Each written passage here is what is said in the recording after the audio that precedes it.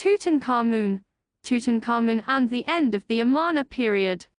The Restoration Stela. Part 3. The text of Tutankhamun's Restoration Stela does not specify Kali mention restoring monuments as expressed by the special term semui menu. There are not many inscriptions naming him which employ this phrase. In fact, it became common only in the reign of Seti I, the second pharaoh of Dynasty 6. No evidence has yet come to light for recarving figures or inscriptions damaged during Akhenaten's reign, dating before the alteration of the nomen to Tutankhamun. All but one of the comparatively few inscriptions employing the phrase semui menu, which ascribe such activity to Tutankhamun's order, are found in Theban temples. Other restoration work has been associated with the king on the basis of style, but Egyptologists are often unwilling to accept attributions based on stylistic criteria.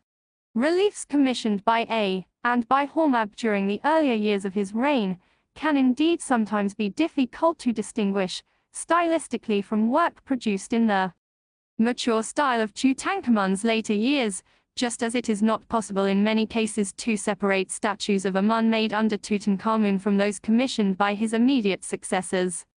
There are, however, a number of restored relief representations of Amun attributed in inscriptions alongside them to Hormab or Seti I, which reveal modified cations of an earlier phase of restoration.